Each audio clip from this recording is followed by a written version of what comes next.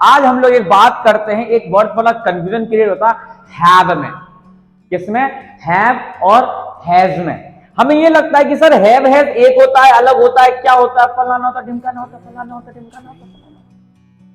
Oh my God! आज थोड़ा सी चीज को लेकर बात करते हैं कि हैव क्या होता है, हैज क्या होता है। राइट, इसको थोड़ा समझने के लिए आपको थोड़ा माइंड को पूरा फोकस यहां रखना पड़ेगा। अच्छा, ठीक है। अपने आस पड़ोस में अपने भाइयों बहनों को अपनी उनको थोड़ा साइड में रखें, मेरी बातों को ध्यान से सुनिएगा। आप मुझे बात, ठीक है, मेरी बात ध्यान से सुनिएगा। हैव और हैज ये एक हेल्पिंग वर्ब है आपकी भाषा में। क्या है ये? वर्ब है, हेल्पिंग वर्ब है आपकी भाषा में। मेरी भाषा में टाइम वर्ड्स होते हैं, ये जो समय बताते हैं। हेल्पिंग वर्ब होते हैं हैव और हैव। और एक बात याद रखिएगा, हेल्पिंग वर्ब की कभी भी कोई फॉर्म्स नहीं बनाई जाती। अच्छा, हमको सिखा दिया है। समझ में आया कि नहीं आया?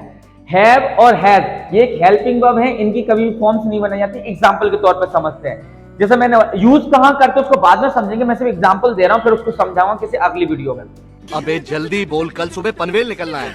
जैसे मैंने बोला हैव और हैज को as a helping verb use करने की, जैसे फॉर एग्जांपल मैंने बोला भाई मैंने तो पढ़ा दिया, आई हैव टॉट, तुम तो आ गए यार, यू हैव कम, है ना, तुमने तो गाली दी यार, यू हैव अब्यूज्ड। राइट, ऐसे मैंने बोला भाई देखो मैंने तो पूजा कर दी, वो है भगवान जी देख लो आप। तो मैंने बोला आई हैव वर्शिप्ड गॉड। क्या बोला मैंने? I have worshipped God. यार तुमने तो यार पूरा गुदगादी कर दी यार, यू हैव डूडल्ड, यू हैव डूडल्ड। यहां पे मैंने यूज किया हैव, जो कि एक हेल्पिंग वर्ब है। Subject helping verb. रुको जरा, सब्र करो। am I right or wrong? लेकिन हैज का कैसे हेल्पिंग वर्ब की तरह तौर पर करते हैं? हम हैज यूज करते हैं जब दो व्यक्ति किसी तीसरे व्यक्ति के बारे में बात करते हैं। जैसे फॉर एग्जांपल मैंने बोल दिया भैया कि my brother has studied, my sister has shouted at me. ऐसे मैंने बोला माय मदर हैज कुक्ड। समझ में आया कि नहीं? हैज का यूज किया जाता है थर्ड डूअर को बताने के लिए, थर्ड पर्सन के लिए बारे बताने के लिए, लेकिन एक होना चाहिए। राइट, तो हैज का यूज, लेकिन ये हेल्पिंग वर्ब है, इनके कोई फॉर्म्स नहीं होती, ये बात याद रखिए। लेकिन हमारे पास एक और वर्ड आता है हैव, लेकिन इस बार जो मैं हैव की बात कर रहा हूं, ये जो हैव है इसका मतलब होता है वो that is an action, that is an verb, helping verb नहीं है। आपकी भाषा में मेन वर्ब है, मेरी भाषा में भाई नॉर्मली कौन सी वर्ब है? ये अपना है एक्शन है। ठीक है, तो जो हैव है एक होता है हैव एक्शन, जिसकी फॉर्म्स होती हैं और according to words, sorry according to structures, according to situations वो बदलती हैं। जैसे फॉर एग्जांपल अगर मैंने बोला भैया हैव, पहले हैव की फॉर्म समझते फिर हम आगे बढ़ेंगे। हैव, हैड, हैड, हैविंग और हैज। यस, हैव में जब एस जुड़ जाता है तो वो लगता है हैव, लेकिन हम हैव्स नहीं बोलते, हैव्स की जगह हम बोलते हैं has, HAS, has. Have first form, had second form, had third form, fourth form क्या होती है? हैविंग। और SES लगा दोगे तो हैज, हैव्स नहीं। अब बढ़ते हैं आगे। अब वो हैज क्यों आया किसी और वीडियो में डिस्कस करेंगे, फिलहाल ये समझ। अब एग्जांपल समझते हैं, जैसे मैंने तो भैया चाय पी ली, I have had T.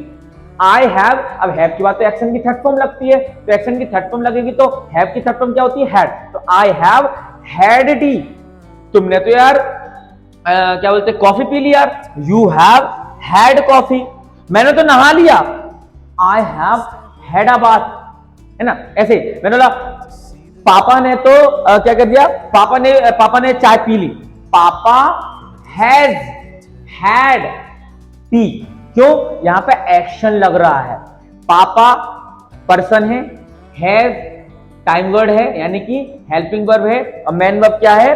Have. Have की थर्ड फॉर्म लगेगी क्योंकि हैज के बाद एक्शन की थर्ड फॉर्म आती है, तो हैव की थर्ड फॉर्म क्या होती है? हैड। तो पापा हैज हैड टी। मम्मा है ना, ऐसी मम्मा ने क्या कर दिया, मम्मा ने तो कन्वर्सेशन कर ली, मम्मा हैव हैड कन्वर्सेशन, मम्मा हैज हैड अ कन्वर्सेशन। समझ में आया कि नहीं आया? तो ये है हमारा हैव का यूज। और आप भी फिलहाल इसमें कोई सेंटेंसेस बनाने के लिए नहीं है, लेकिन अगर आपको किसी प्रकार के डाउट हो तो कमेंट करिएगा। बाकी इसका पार्ट 2 आने वाला है, मिले रहिए, बैठे रहिए, पार्ट 2 में हम लोग बात करते हैं अगली वीडियो में। चाओ चाओ।